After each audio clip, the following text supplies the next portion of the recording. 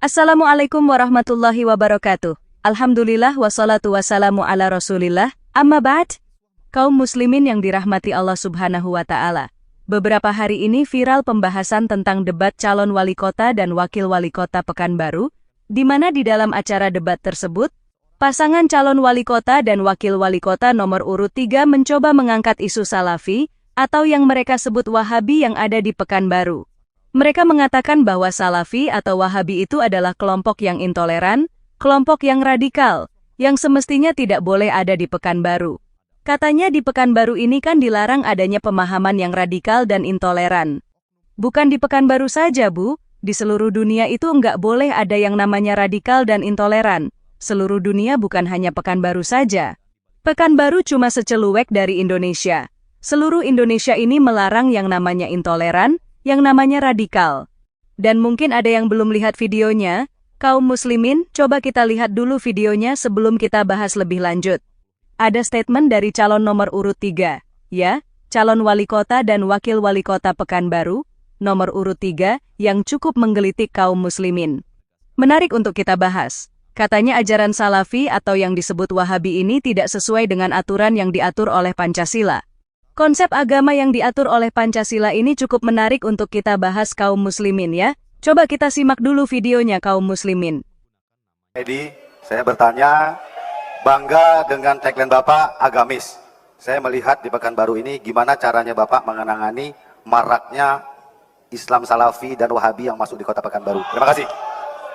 Baik, pertanyaannya masih ada waktu? Sudah cukup? Baik, kalau sudah dirasa cukup, kami persilakan paslon nomor urut 4 untuk menjawab pertanyaan. 1 menit dimulai dari Anda berbicara. Terima kasih. Kita sampai saat ini tidak ada larangan secara khusus dari pemerintah. Artinya semua yang melaksanakan kegiatan itu masih dalam norma-norma yang masih bisa dilaksanakan. Kecuali kalau memang ada peraturan dari pemerintah yang memang menentukan itu. Tapi fakta hari ini semua kita bisa melaksanakan sesuai dengan agama yang kita yakini. Adapun masalah yang mereka punya aliran masing-masing itu, ini kan permasalahan antara kita dengan mereka, bagaimana. Tetapi tidak ada yang memaksa kita untuk melarang mereka ataupun menghentikan kegiatan-kegiatan seperti itu. Saya kira demikian. Masih ada waktu? Kita kan punya MUI. Artinya MUI juga punya peran untuk bagaimana aliran-aliran ini juga bisa, sepanjang dia ahlul sunnah wal jamaah, itu tidak ada persoalan. Baik. Tapi ketika menyimpang, ini Waktu habis. Terima kasih. Kami persilakan paslon nomor urut 3 untuk memberikan tanggapan selama 1 menit dimulai dari Anda berbicara. Berarti pasangan calon nomor urut 4 menyetujui adanya aliran intoleran di kota Pekanbaru ajaran Salafi. Begitu, Pak? kami tidak menyatakan Mohon izin. Sudah pertanyaannya? Belum, Pak. Sabar dulu, Pak. Silakan dilanjut. Ya. Berarti kalau dari jawaban Bapak tadi, Bapak berkonsep agamis, tapi bukan konsep agamis yang diatur oleh Pancasila, Pak. Karena apa? Berarti Bapak menyetujui adanya aliran intoleran di kota Pekanbaru. Karena kita ketahui ajaran intoleran itu tidak boleh di kota Pekanbaru, Pak. Mohon tenang. Yang intoleran. Mohon izin, Pak. Sebelum pertanyaan masih bisa dilanjut terlebih dahulu atau sudah cukup? Masih lanjut, Bu. Silakan. Bapak ini terburu-buru dia. Tidak usah terburu-buru, Pak. Pertama, hari ini maraknya ajaran intoleran itu kan radikal, Pak.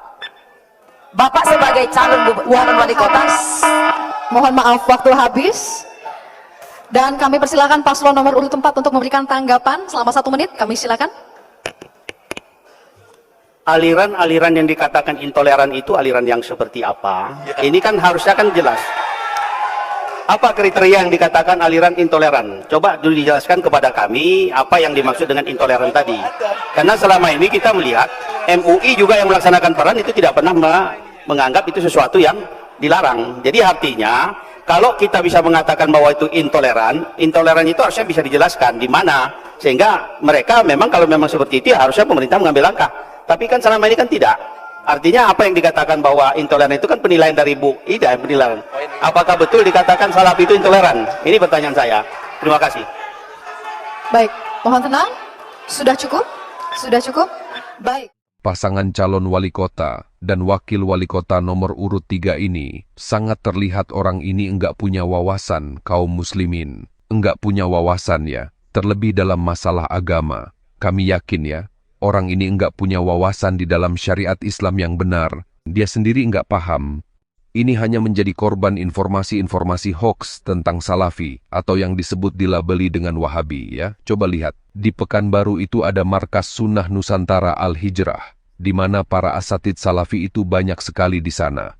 Adakah selama ini terlihat adanya tindakan-tindakan yang intoleran atau radikal? Itu saja dipikir Bu. Dan alhamdulillah ya, jawaban dari pasangan nomor urut 4 itu tadi kaum muslimin, itu sudah cukup menjadi bantahan telak bagi pasangan nomor urut 3 tadi, ya.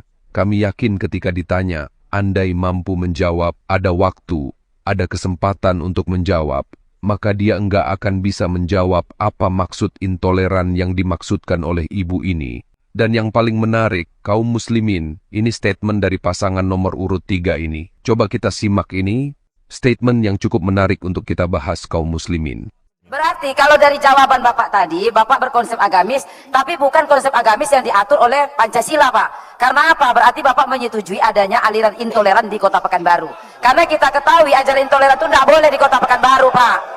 Nah, kaum muslimin, konsep agamis yang dibawa oleh calon wali kota dan wakil wali kota nomor urut 4 itu dinilai oleh pasangan calon wali kota dan wakil wali kota nomor urut 3 sebagai konsep agamis yang tidak sesuai dengan Pancasila. Mungkin bagi dia, konsep Islam atau konsep agamis yang diatur oleh Pancasila itu adalah seperti yang videonya pernah viral beberapa hari yang lalu. Ada seorang bapak-bapak yang menyatakan mereka itu menganut Islam Pancasila. Di saat yang lain saling mengkritisi, saling mengoreksi.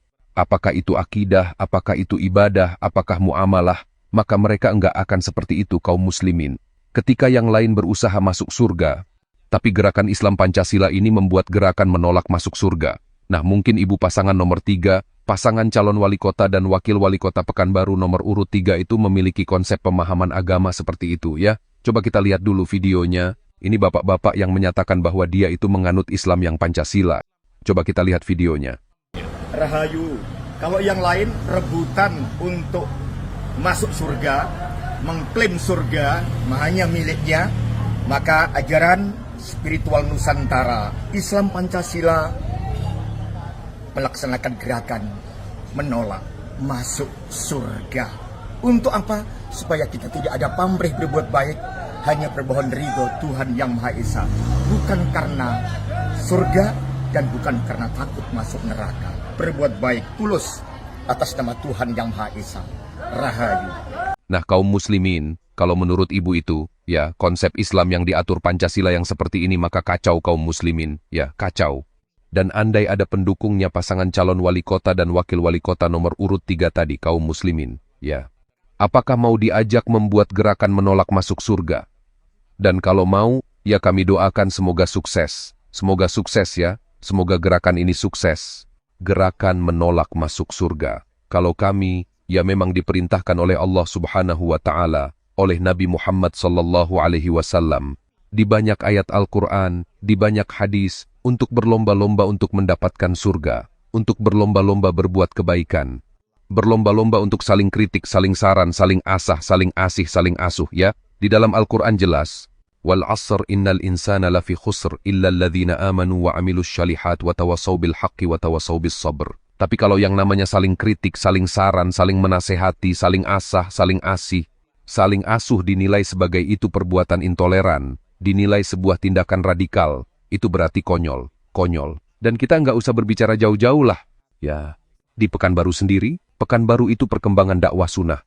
Dakwah salafi sangat luar biasa. Sangat luar biasa. Ya. Akan tetapi alhamdulillah, sampai detik ini belum ada kabar dan na'udzubillah min zalik ya. Semoga tidak akan pernah ada kabar bahwa orang-orang salafi itu melakukan tindakan-tindakan intoleran dan radikal.